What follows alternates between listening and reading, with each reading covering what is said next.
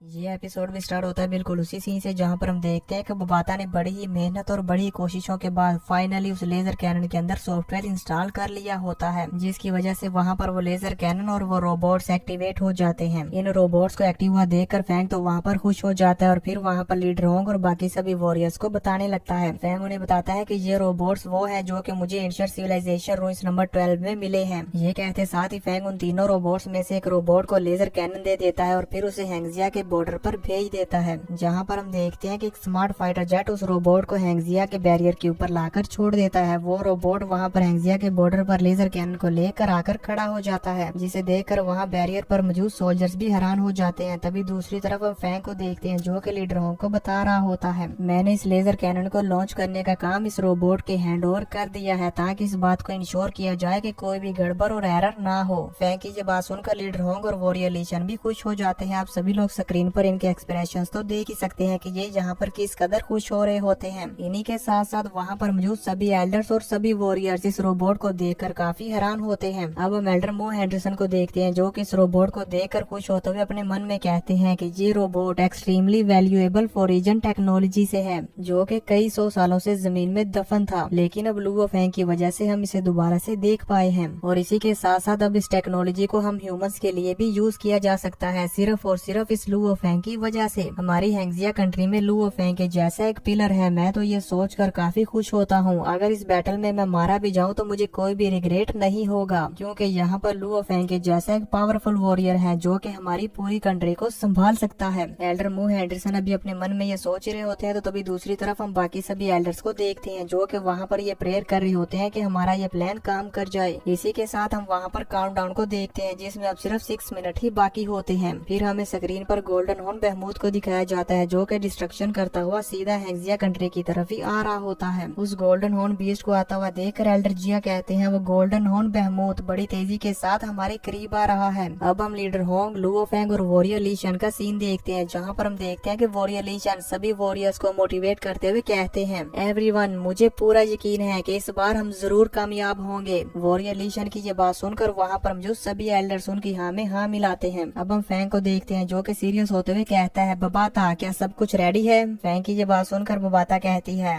सब रेडी है। ये सुनकर फैंग कहता है तो फिर चलो हमारा प्लान स्टार्ट करो। फैंग की ये बात सुनकर हम देखते हैं कि वो रोबोट वहाँ से फ्लाई करता हुआ सीधा उस गोल्डन हॉर्न बहमूद की तरफ जाने लगता है और यहाँ पर इस रोबोट की स्पीड भी काफी ज्यादा होती है। लीडर होंग उस रोबोट को वहाँ से जाते हुए देखकर कहते हैं कि लेजर कैनन को चार्ज होने में टाइम लगता है, अगर हम इस गोल्डन हॉर्न बहमूद को सिर्फ एक शॉट में नहीं मार पाए तो फिर मुझे नहीं लगता कि इस गोल्डन हॉर्न की रफ्तार की वजह से हम इसे दोबारा से मार पाएंगे, क्योंकि उसकी स्पीड काफी ज्यादा है, इसलिए वो दूसरी बार हमारे इस अटैक से जरूर बच जाएगा। लीडर होंग की ये बात सुनकर फैंग भी समझ जाता है और कहता है जी हाँ मैं समझ गया, हमारे पास सिर्फ एक ही चांस है और हमें इस एक चांस में ही सक्सेसफुल होना होगा। फैंग अभी ये बोल ही रहा होता है कि तभी दूसरी तरफ हमें इस गोल्डन हॉर्न बहमूद का सीन दिखाया जाता है, जहाँ पर हम देखते हैं कि वो गोल्डन हॉर्न बहमूद समंदर के अंदर किसी बेस को निगल रहा होता है। उस मॉन्स्टर को इस तरह से उस बेस को निगलते हुए देखकर एल्डर मू हेंडरसन शॉक्ड हो जाते हैं और कहते हैं ये मॉन्स्टर ये तो पैसिफिक ओशियन आइलैंड्स के करीब मौजूद आयरन को खा रहा है। उनकी ये बात सुनकर कमांडर जिया कहते हैं कि पैसिफिक ओशियन का ज्यादातर हिस्सा डार्कनेस में डूबा हुआ है, जिसकी वजह से वो गोल्डन हॉर्न बहमूद वहाँ पर मौजूद आयरन को बड़ी ही आसानी के साथ निगल पा रहा है। तभी हमें रोबोट का सीन दिखाया जाता है, जहाँ पर हम देखते हैं कि वो रोबोट बड़ी तेजी के साथ फ्लाई करता हुआ सीधा उस गोल्डन हॉर्न बहमूद की तरफ ही बढ़ रहा होता है। उस रोबोट की इतनी ज्यादा स्पीड को देखकर जिगजियान मार्शल हॉल का ये सिस्टम बताता है कि रोबोट की फ्लाइंग स्पीड 2200 मीटर्स पर सेकंड है।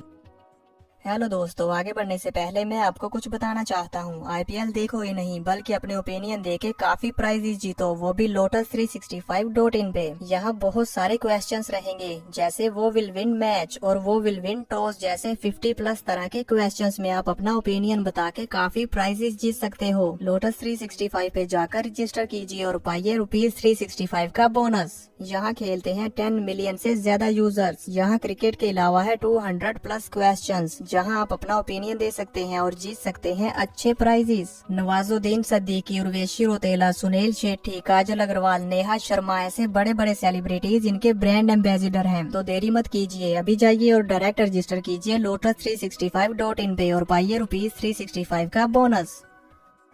अब फिर हमें उस गोल्डन हॉर्न बेहमूथ का सीन दिखाया जाता है जो कि उस पूरी मिलिट्री बेस को निगल लेता है, जिसे निगलने की वजह से अब उस गोल्डन हॉर्न बेहमूथ की पावर्स पहले से काफी ज्यादा बढ़ गई होती है और उसकी आंखों से भी एनर्जी बाहर आ रही होती है। आप सभी लोग स्क्रीन पर देख ही सकते हैं। वो गोल्डन हॉर्न बेहमूथ यहाँ पर अपनी पावर को फुली रिस्टोर करने के बाद फिर से बड़ी स्पीड के साथ हैंगजिया की तरफ बढ़ने लगता है। अब एक तरफ से फैंग का वो रोबोट लेजर कैनन को लेकर उस गोल्डन हॉर्न बेहमूथ की तरफ बढ़ रहा होता है, तो वहीं दूसरी तरफ वो गोल्डन हॉर्न बेहमूथ बड़ी ही तेजी के साथ इस रोबोट की तरफ ही आ रहा होता है। इन दोनों की फ्लाइंग स्पीड और इन दोनों के बीच का गैप सारा ही जिगजियान मार्शल हॉल का वो ये सिस्टम उन्हें स्क्रीन पर दिखा रहा होता है। यहाँ पर मौजूद सभी वॉरियर्स और सभी एल्डर ये देखकर हैरान हो रहे होते हैं और एकदम से स्टक हुए होते हैं कि आखिर अब क्या होगा। लीडर होंग कहते हैं कि लेजर कैनन का अटैक जितने ज्यादा करीब से किया जाए उतना ही ज्यादा इफेक्टिव होता है, तो इसलिए दोनों के दरमियान का डिस्टेंस ज्यादा नहीं होना चाहिए। अभी लीडर होंग इतनी बात कर ही रहे होते हैं कि तभी हम देखते हैं वार गॉड पैलेस का वो ये सिस्टम मॉनिटर पर रेड अलर्ट एक्टिवेट कर देता है और कहता है रोबोट और गोल्डन हॉर्न बेहमूथ के दरमियान डिस्टेंस सिर्फ 2100 किलोमीटर बचा है, जो देखकर वॉरियर लीशन कहते हैं बस थोड़ा सा और। फिर हम फैंग को देखते हैं जो कि उस डेंजर अलर्ट के एक्टिवेट रहते हुए कहता है लेजर कैनन को तैयार करो। फैंग की ये बात सुनकर हम देखते हैं कि वो रोबोट वहाँ पर फ्लाई करने से रुक जाता है और एक ही जगह पर रुक कर लेजर कैनन को अटैक करने के लिए रेडी करने लगता है। बबाता फैंग को बताती है कि रोबोट ने अपनी पोजीशन ले ली है और लेजर कैनन भी एक्टिवेट हो चुकी है और अटैक करने के लिए पावर स्टोर कर रही है। ये कहते साथ ही वहाँ मॉनिटर पर 50 सेकंड का काउंटडाउन आ जाता है, यानी कि ये लेजर कैनन 50 सेकंड के बाद अटैक के लिए बिल्कुल रेडी हो जाएगी। अब यहाँ पर हम देखते हैं कि वो 50 सेकंड का काउंटडाउन यहाँ पर एक एक करके खत्म हो रहा होता है और इसी के साथ साथ वो लेजर कैनन पूरी तरह से एक्टिवेट हो चुकी होती है। यहाँ पर सभी वॉरियर्स और सभी एल्डर्स की सांसें एकदम से थम चुकी होती हैं कि अब क्या होगा। तभी हमें मिलिट्री कंट्रोल रूम का सीन दिखाया जाता है जहाँ पर कमांडर लावली और उनके साथ 2 और ऑफिसर खड़े होते हैं। कमांडर लावली कहते हैं कि ह्यूमैनिटी के पास अब सिर्फ ये लास्ट चांस है। अब हमें बैकग्राउंड में बबाता की आवाज सुनाई जाती है जो कि फैंग से कहती है लेजर कैनन अटैक करने के लिए तैयार है। व्यू चेंज होता है, हम गोल्डन हॉर्न बेहमूथ को देखते हैं जो कि आसमान में फ्लाई करता हुआ जा रहा होता है। तभी अचानक से उसे कुछ फील होता है जिसकी वजह से वो आसमान से नीचे उतर आता है और पानी के ऊपर ओशियन में फ्लाई करने लगता है। तभी दूसरी तरफ हम रोबोट को देखते हैं जो कि गोल्डन हॉर्न बेहमूथ के ऊपर अपना टारगेट सेट कर रहा होता है। वो रोबोट वहाँ पर उस गोल्डन हॉर्न बेहमूथ के ऊपर टारगेट सेट करके अपना अटैक करने ही वाला होता है कि तभी दूसरी तरफ हम उस गोल्डन हॉर्न बेहमूथ को देखते हैं जो कि इस रोबोट को सेंस कर लेता है और उसे ये मालूम हो जाता है कि सामने कोई एनिमी है जो कि मुझ पर अटैक करने वाला है। वार गॉड पैलेस में मौजूद सभी वॉरियर्स को भी ये मालूम हो जाता है कि उस गोल्डन हॉर्न बेहमूथ ने रोबोट को रियलाइज कर लिया है, जो देखकर वो सभी लोग हैरान होते हुए कहते हैं कि उस गोल्डन हॉर्न बेहमूथ को मालूम हो गया कि उसके सामने एक एनिमी है। उनकी ये बात सुनकर बबाता कहती है अब काफी देर हो चुकी है।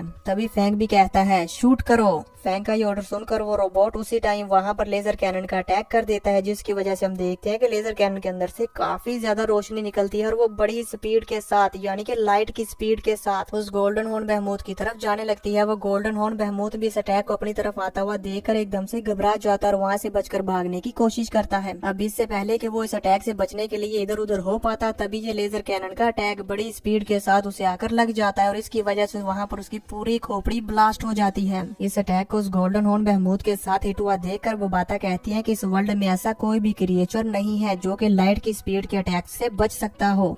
बबाता यहाँ पर ये बड़े ही कॉन्फिडेंस के साथ बोल रही होती है जैसे कि उसे पूरा यकीन हो कि वो गोल्डन हॉर्न बेहमूथ अब मर चुका है। अब हम वार गॉड पैलेस के मॉनिटर पर देखते हैं कि उस गोल्डन हॉर्न बेहमूथ की बॉडी एकदम बेजान हुई आकर पानी के अंदर गिरती है, लेकिन यहाँ पर मौजूद सभी वॉरियर सभी भी सदमे में होते हैं कि आखिरकार ये गोल्डन हॉर्न बेहमूथ मारा गया है या नहीं। ये सभी वॉरियर्स और एल्डर्स एकदम शांत खड़े यही देख रहे होते हैं कि वो गोल्डन हॉर्न बेहमूथ जिंदा है या मर गया। यहाँ पर इन सभी लोगों को ऐसा लग रहा होता है कि कहीं ये गोल्डन हॉर्न बेहमूथ दोबारा से अपनी बॉडी को रीजेनरेट ना कर ले। अब काफी देर तक ये सभी लोग उस गोल्डन हॉर्न बेहमूथ की बॉडी को देखते रहते हैं कि ये दोबारा रीजेनरेट कर पाएगा या नहीं, पर जैसे उन्हें यकीन हो जाता है कि हाँ अब ये गोल्डन हॉर्न बेहमूथ अपनी बॉडी को रीजेनरेट नहीं कर सकता, तो ये देखकर वो सभी लोग खुश हो जाते हैं और एल्डर जिया कहते हैं सक्सीड। फैंग की तो खुशी का यहाँ पर कोई भी ठिकाना नहीं होता, वो तो खुशी में वहाँ पर झूम उठता है और कहता है ये हे हमने उस गोल्डन हॉर्न बेहमूथ को मार डाला। इसी के साथ साथ हम देखते हैं कि एल्डर मू हेंडरसन और एल्डर सोकोलोव भी यहाँ पर बहुत ही ज्यादा खुश होते हैं और वो भी खुशी के मारे झूम रहे होते हैं। लीडर होंग के तीनों गार्ड्स भी बहुत खुश होते हैं। 5 कंट्रीज के प्रेसिडेंट भी वहाँ पर एकदम से अपनी चेयर से खड़े हो जाते हैं और कहते हैं ये हे सक्सेसफुल हमने उसे मार डाला।